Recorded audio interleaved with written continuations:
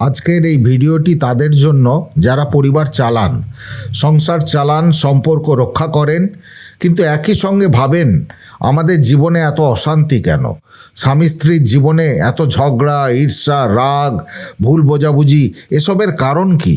আজ আমরা শাস্ত্রের আলোকে এমন একটি জীবন সত্য নিয়ে আলোচনা করব যা শ্রীকৃষ্ণ বারবার বিভিন্ন উপদেশের মাধ্যমে বুঝিয়েছেন। তিনি বলেছেন, যেখানে সম্পর্কের পবিত্রতা ভঙ্গ হয় সেখানে সর্বনাশ অবশ্যম্ভাবী। আর সেই ভঙ্গের একটি বড় কারণ হলো স্বামী স্ত্রী একসঙ্গে খেলা, অর্থাৎ সম্পর্ককে তুচ্ছ করে অসংযমে পতন। বন্ধুরা, এই খেলা মানে শুধু শারীরিক লালসা নয়। মানুষ যখন জীবনকে, সম্পর্ককে, দায়িত্বকে খেলার মতো হালকা করে দেখে, তখনই শুরু হয় ভয়ঙ্কর পরিণতির পথ। আজকের ভিডিওতে আমরা জানব শাস্ত্রে স্বামী স্ত্রীর পবিত্র সম্পর্ক কী, কোন ভুলগুলো শ্রীকৃষ্ণ খেলা বলেছেন এবং এগুলোর ফল কিভাবে ভয়ঙ্কর পরিণতি ডেকে আনে। শেষ পর্যন্ত দেখলে আপনার দৃষ্টিভঙ্গি বদলে যাবে। এক, শ্রীকৃষ্ণ কি বলেছেন পবিত্র সম্পর্ক নিয়ে? গীতায় ভগবান শ্রীকৃষ্ণ বলেছেন, যে সংসার ধর্মকে ধরে রাখে সেই সংসারই পূর্ণময় হয়, কিন্তু যেখানে দায়িত্বহীনতা, অসত্য, রাগ, অহংকার এবং লালসার খেলা শুরু হয় সেখানে শান্তি ফুরিয়ে যায়। শ্রীকৃষ্ণ বলেন, আত্মসংযমী সকল সুখের মূল। স্বামী স্ত্রীর সম্পর্ক তখনই ফুলের মতো ফুটে ওঠে যখন দুজনেই সংযম, শ্রদ্ধা ও সততার পথ অনুসরণ করে। দুই, স্বামী স্ত্রীর খেলা। শাস্ত্রে এর মানে কি? শাস্ত্রে খেলা শব্দটি এসেছে তিনভাবে। এক, অনুভূতির সঙ্গে খেলা, যখন একে অন্যের মনকে হালকাভাবে নেওয়া হয়, অপমান করা, কথার আঘাত দেওয়া, অন্যকে ছোট করা, এসবই সম্পর্কের সঙ্গে খেলা। দুই, বিশ্বাসের সঙ্গে খেলা। গোপন কথা লুকোনো, মিথ্যা বলা, অত্যধিক সন্দেহ, এগুলো সম্পর্ককে ভিতর থেকে পচিয়ে ফেলে।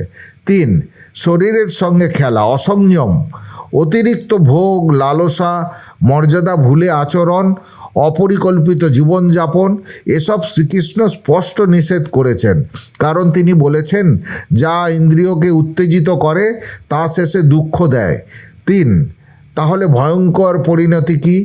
শ্রীমদ্ ভগবদ্ গীতায় ও গীতার বিভিন্ন অংশে তিনটি পরিণতির কথা বলা হয়েছে। পরিণতি এক, ঘরে শান্তির লোপ।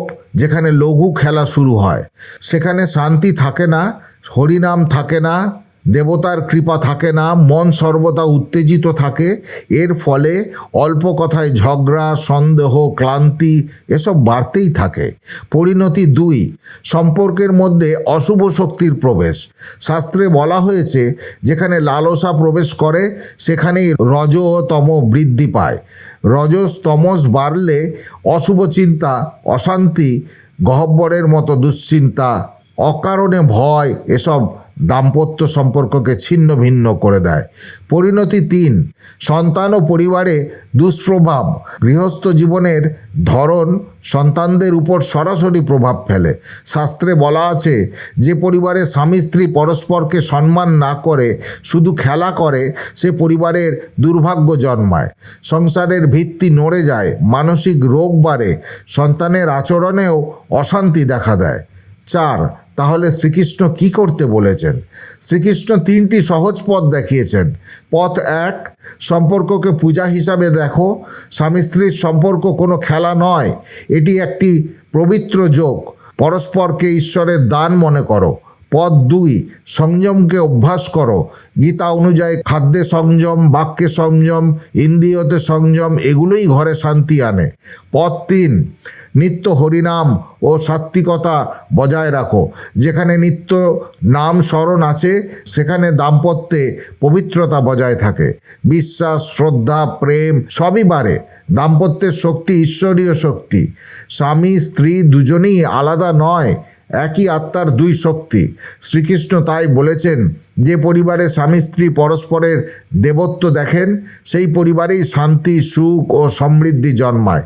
কিন্তু যখন তারা পরস্পরকে অপমান, অবহেলা এবং অসংযমের খেলায় ফেলে তখন শুরু হয় ভয়ঙ্কর পরিণতি। আজ যদি আপনার সংসারে সামান্য অশান্তি থাকে, আজ থেকেই শুরু করুন পুরো মিউচুয়াল রেসপেক্ট, সংযম এবং হরিনাম। আপনি দেখবেন ঘর বদলে যাচ্ছে, মন বদলে যাচ্ছে, ঈশ্বরের কৃপা ফিরে আসছে। ঝগড়া, রাগ, ভুল বোঝাবুঝি, অবিশ্বাস, ঈর্ষা, এত সমস্যার মূল কারণ কি? কেন দাম্পত্য জীবনে শান্তি হারিয়ে যায়? শাস্ত্র বলে, যেখানে আলো নেই সেখানে অন্ধকার ঢোকে, যেখানে জ্ঞান নেই সেখানে অজ্ঞানতার ঝড় বয়ে যায়।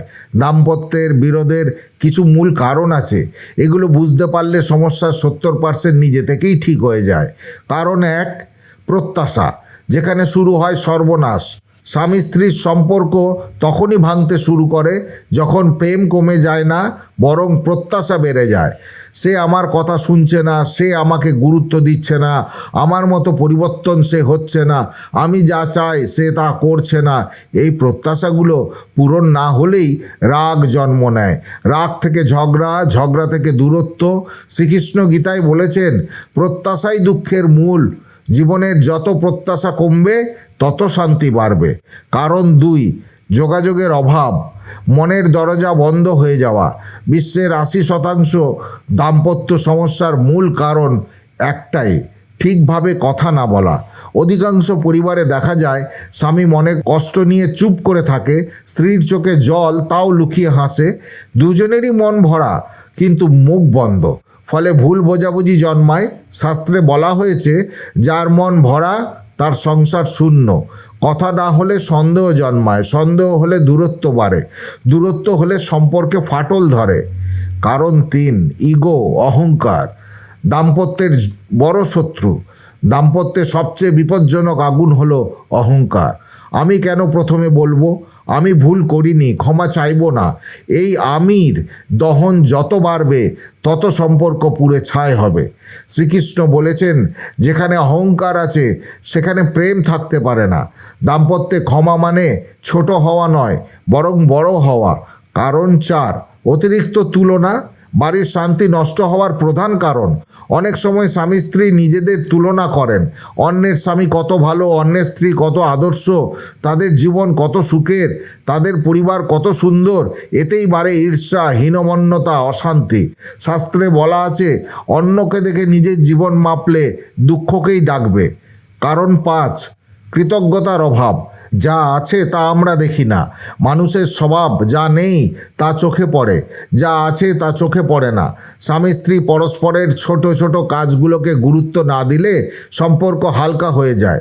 রান্না করা, ক্লান্তি, অফিসের চাপ, বাড়ির দায়িত্ব, বাচ্চাদের যত্ন, মানসিক ক্লান্তি, এই সব কষ্ট ও প্রচেষ্টা আমরা অদৃশ্য হিসাবেই মেনে নিই।